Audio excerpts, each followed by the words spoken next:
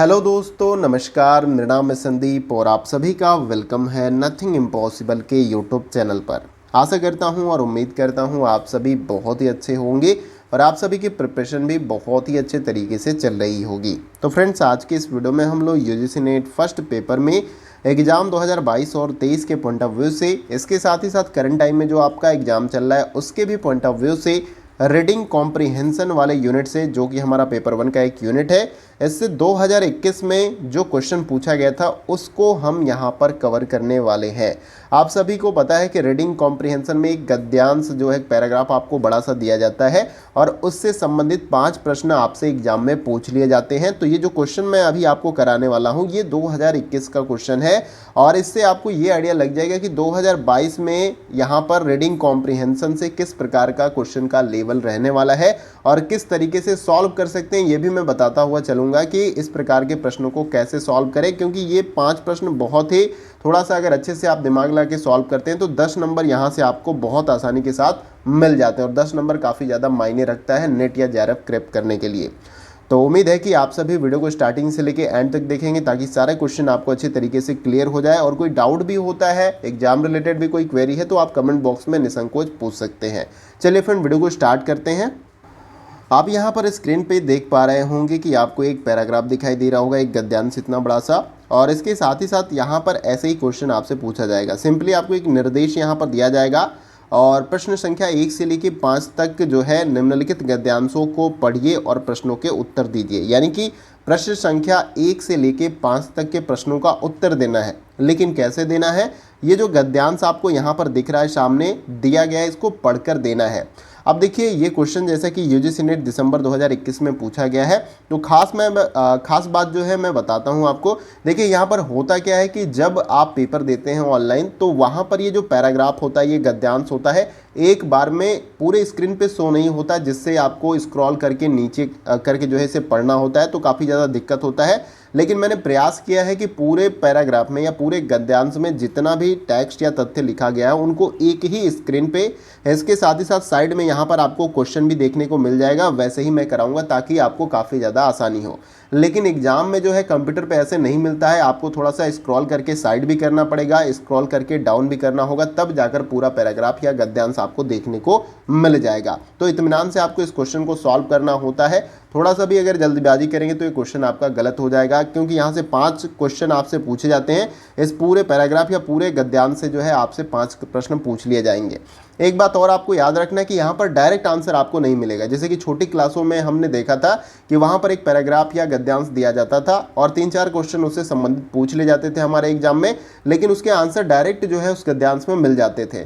लेकिन यहाँ पर डायरेक्ट नहीं मिलेगा। हाँ, इनडायरेक्टली कुछ क्लू इस पर आपको इंडिकेट किया जाएगा और आपको अपने दिमाग और तर्क लगाकर जो है यहाँ पर राइट आंसर देना है। ऐसा नहीं कि डायरेक्ट आपको आंसर पैराग्राफ आपने पढ़ा और मिल गया।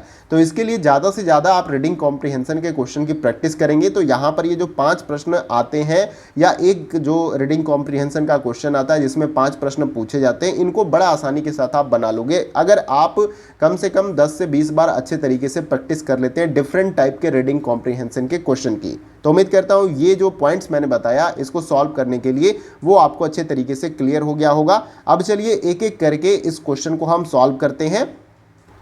तो यहाँ पर आप देख पा रहे होंगे क्वेश्चन नंबर 1 को, और यहाँ पर क्वेश्चन नंबर 1 में देखिए किस टाइप का क्वेश्चन पूछा गया है। ऐसे अगर पहले आप देखें 2017, 18 या 19 के आसपास, तो वहाँ पर जो क्वेश्चन आपसे पूछे जाते थे वो क्वेश्चन सिंपल तरीके से उसमें विकल्प दिया जाता था ABCD करके, और एक आध क्वेश्चन ऐसे देखने को मिलते थे, लेकिन ज़्यादातर इस तरीके से ABCD करके ऑप्शन मिलते थे और आप सिंपली थोड़ा सा पढ़ते थे। लेकिन यहाँ पर देखिए आपको कुछ स्टेटमेंट के फॉर्म में दिया गया, कुछ स्टेटमेंट्स दे दिए गए हैं नई राष्ट्रीय शिक्षा नीति की प्रबल पूर्व धारणा के बारे में, 1, 2, 3, 4 करके इस तरीके से इनको पढ़ना है। इनमें से सारे सही नहीं होंगे, कुछ सही होंगे, जिनको नीचे दिए गए विकल्पों के अनुसार जो है अपना आपको राइट आंसर बताने का प्रयास करना है। अब देखिए यहाँ पर अगर आप चाहें तो वीडियो को पॉज करके ऐसे खुद से सॉल्व भी करने का प्रयास कर सकते हैं, इस तरीके से आपकी प्रैक्टिस हो जाएगी। बाकी यहाँ पर ये जो पैराग्राफ या गद्यांश ये दिया गया है इसको आपको पढ़ना पड़ेगा। पढ़ेंगे, देखिए 2 तरीका, या तो एक बार पहले ही आप पढ़ लीजिए पूरे गद्यांश को, या तो एक बार क्वेश्चन को पढ़िए और स्टार्टिंग से ऐसे पैराग्राफ को पढ़ते जाइए और देखिए कि एक्चुअल में क्वेश्चन में क्या पूछा गया है और क्या हमारा आंसर यहाँ पर बन सकता है। तो ये एक ऐसा तरीका है जिसके हिसाब से आप जो है यहाँ पर रीडिंग कॉम्प्रिहेंशन के क्वेश्चन को सॉल्व कर सकते हैं। तो सिंपली नई राष्ट्रीय शिक्षा नीति की प्रबल पूर्व धारणाएं दी गई हैं यहाँ पर, आप इनको पढ़िए अच्छे तरीके से। मैं यहाँ पर गद्यांश को पढ़ के आगे बताता हूँ क्या क्या यहाँ पर राइट हो सकता है। देखिए सबसे पहले यहाँ पर दिया क्या गया है कि बढ़ती वैश्विक अंतर संबंधता के दृष्टिगत समकालीन वैश्विक चुनौती से निपटने के लिए वैश्विक नागरिकता की शिक्षा प्रदान की जाएगी ताकि अधिगमनकर्ता की वैश्विक मुद्दों के प्रति जागरूकता और बोध सशक्त हो और वह अधिक शांतिपूर्ण, समावेशी, सुरक्षित और संधारणीय समाजों का सक्रिय संवर्धन बन सके। तो एक तो यहाँ पर पहला जो स्टेटमेंट दिया गया ये आपका राइट हो जाएगा कि वैश्विक स्तर पर राष्ट्रों के मध्य अंतर संबंधता निरंतर संवर्धित हो रही है, जो कि यहाँ पर इतना आपने जब पढ़ा ये पूरा गद्यांश तो आपको समझ में आ रहा है। बाकी अभी 3 स्टेटमेंट्स और बचे इसके संदर्भ में, और आगे इसमें जो है आपका तीसरा जो ये दिया गया स्टेटमेंट्स और चौथा ये आपका राइट होगा। एक तो उच्च शिक्षा संस्थानों को वांछित आचार और शास्त्रीय मूल्यों के संवर्धन पर ध्यान केंद्रित करना चाहिए और शैक्षिक विचारों और उपलब्धियों के मुक्त आदान प्रदान को सुगम बनाने के लिए विधायी ढांचे में परिवर्तन की आवश्यकता है। तो यहाँ पर जब आप इस पूरे गद्यांश को आप पढ़ेंगे तो आपको तीसरा और चौथा ये जो स्टेटमेंट्स यहाँ पर दिया गया है नई राष्ट्रीय शिक्षा नीति के प्रबल पूर्व धारणाओं के संदर्भ में, तो ये तीनों आपके राइट हो जाएंगे। कौन से? पहला, तीसरा और चौथा। तो यहाँ पर आपका जो राइट आंसर बन जाएगा वो है आपका ऑप्शन नंबर सी। क्या है यहाँ पर? राइट आंसर हो जाएगा पहला, तीसरा और चौथा। तो यहाँ पर ऑप्शन सी आपका राइट आंसर है अगर आपने कमेंट बॉक्स में ऑप्शन नंबर सी राइट लगाया है। देखिए यहाँ पर सिंपल सा मैं तरीका यही बताता हूँ। देखिए इसमें तो मैं ऐसा तो कोई फॉर्मूला नहीं है कि जिसको मैं एक्सप्लेन कर दूँ। यहाँ पर सिंपल यही तरीका है रीडिंग कॉम्प्रिहेंशन के क्वेश्चन को सॉल्व करने का कि आपको पूरा ये जो गद्यांश दिया गया है उसे पढ़ना होगा। एक तो तरीका पहले पूरा पढ़ जाइए या तो क्वेश्चन को पढ़िए और उसके बाद से पैराग्राफ को पढ़ते चले जाइए और आप देखिए आपका क्वेश्चन क्या पूछ रहा है और क्या आंसर यहाँ पर बन सकता है, उसको राइट लगाते हुए चलिए।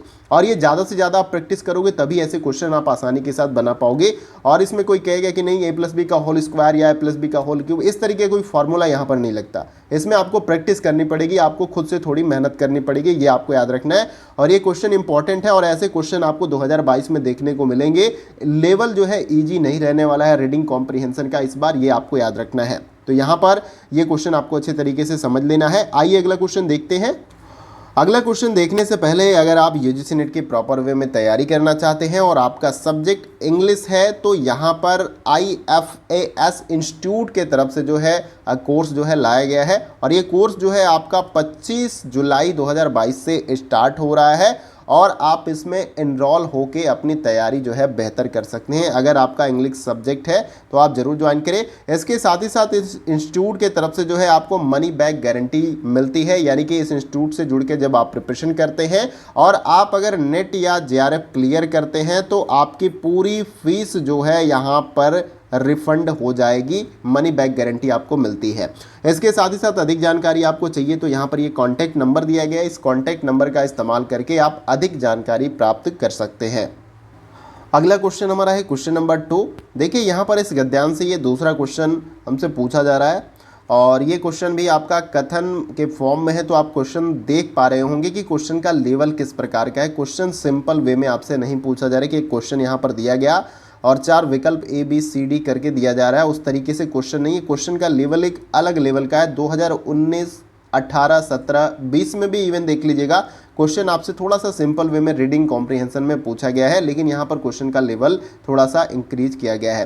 कथन पहले में दिया गया कि राष्ट्रीय शिक्षा नीति राष्ट्रीय उच्च शिक्षा संस्थानों को वैश्विक स्तर पर प्रतिस्पर्धा से बचाने के उद्देश्य से तैयार की गई है। और कथन दूसरे में बताया गया कि राष्ट्रीय शिक्षा नीति स्थानीय और वैश्विक दोनों स्तरों पर ज्ञान और विशेषता के आदान प्रदान को प्रोत्साहित करने के उद्देश्य से तैयार की गई है। उपयुक्त कथन का अवलोकन करें, उसके बाद नीचे दिए गए विकल्पों में से अपने सही उत्तर का चयन करें। अब देखिए एक ही स्क्रीन पे मुझे पूरा पैराग्राफ ये गद्यांश भी लिखना है और उसके बाद से क्वेश्चन भी, तो थोड़ा सा आपको ये गद्यांश जो मैंने लिखा है छोटा दिखाई दे रहा होगा, लेकिन यहाँ पर सारा कुछ एक्यूरेट और करेक्ट है। आप चाहें तो इस गद्यांश का स्क्रीनशॉट लेके इसे बड़ा करके पढ़ के जो है क्वेश्चन का आंसर दे सकते हैं। इससे आपको काफ़ी ज़्यादा हेल्प मिलेगी आपके एग्जाम में, ये मैं पूरी तरीके से आपको भरोसा दिलाता हूँ। तो इस क्वेश्चन का राइट आंसर आप कमेंट बॉक्स में जरूर बताने का प्रयास करें। गद्यांश को पढ़ें, आपको आंसर मिल जाएगा, डायरेक्ट नहीं मिलेगा, थोड़ा सा आपको अपना दिमाग और अच्छे तरीके से समझना होगा, तब जाकर यहाँ पर आपको आंसर मिलेगा। देखिए यहाँ पर इस क्वेश्चन का जो हमारा राइट आंसर हो जाएगा वो है आपका ऑप्शन नंबर डी। यहाँ पर कथन पहला गलत है। देखिए कथन गलत इसलिए कि राष्ट्रीय शिक्षा नीति राष्ट्रीय उच्च शिक्षा संस्थानों को वैश्विक स्तर पर प्रतिस्पर्धा से बचाने के उद्देश्य से तैयार किया गया। अरे वैश्विक स्तर पे कोई प्रतिस्पर्धा है तो उसमें कोई भी देश हो, कोई हायर एजुकेशन का कोई भी मॉडल हो या देश हो, तो वो क्या करेगा, उसमें बेहतर करने का प्रयास करेगा। ऐसा नहीं कि उसे बचाने के लिए यहाँ पर राष्ट्रीय शिक्षा नीति का जो है यहाँ पर इस्तेमाल किया जा रहा है या जो राष्ट्रीय शिक्षा नीति है उसे बनाया जा रहा है। तो ये तो आपको ऐसे भी गलत दिख रहा है, यहाँ पर आप पढ़ोगे तो भी आपको क्लियर हो जाएगा। कथन दूसरे में दिया गया कि राष्ट्रीय शिक्षा नीति स्थानीय और वैश्विक दोनों स्तरों पर ज्ञान और विशेषता के आदान प्रदान को प्रोत्साहित करने के उद्देश्य से तैयार किया गया। तो ये तो आपका पूरी तरीके से राइट है। जो आपकी राष्ट्रीय शिक्षा नीति है वो स्थानीय और वैश्विक दोनों स्तरों पर, स्थानीय का मतलब जो लोकल जो क्षेत्रीय है, और जो वैश्विक स्तर पर ज्ञान और विशेषता के आदान प्रदान को प्रोत्साहित करने का मतलब कि अगर मान लीजिए यूरोप के पास कोई अच्छा ज्ञान है तो वहां से, और भारत के पास जो ज्ञान है तो इस तरीके से आदान प्रदान करना ज्ञान का, तो इस उद्देश्य से जो है इसको लाया गया है राष्ट्रीय शिक्षा नीति। तो यहाँ पर जो है कथन दूसरा सही हो जाएगा, इसलिए ऑप्शन डी क्या है हमारा राइट आंसर। गद्यांश को पूरा पढ़ना है, आपको राइट आंसर अच्छे तरीके से समझ में आएगा। आइए अगला क्वेश्चन देखते हैं। अगला क्वेश्चन हमारा है क्वेश्चन नंबर 3। देखिए इसमें पूछा जा रहा है कि उच्च शिक्षा के संबंध में मुख्य चिंताओं का निम्नलिखित में से कौन सा कथन सर्वाधिक उपयुक्त रूप से प्रतिनिधित्व करता है, ये आपको इन चारों विकल्पों में से बताना है। काफ़ी ज़्यादा इंपॉर्टेंट क्वेश्चन है। अब देखिए यहाँ पर आप करेंगे क्या कि वीडियो को पॉज करके अगर खुद से भी सॉल्व करना है तो सॉल्व करिए। आपके सामने यहाँ पर गद्यांश पूरा दिया गया है, इसे आप पढ़कर इसका राइट आंसर बता सकते हैं। लेकिन इस क्वेश्चन का जो हमारा राइट आंसर हो जाएगा वो है आपका ऑप्शन नंबर सी। क्या हो जाएगा, राइट आंसर हो जाएगा। इसमें उच्च शिक्षा से जुड़े राष्ट्रीय और अंतर्राष्ट्रीय संस्थानों के बीच ज्ञान और अधिगम के पारस्परिक आदान प्रदान पर बल दिया गया है।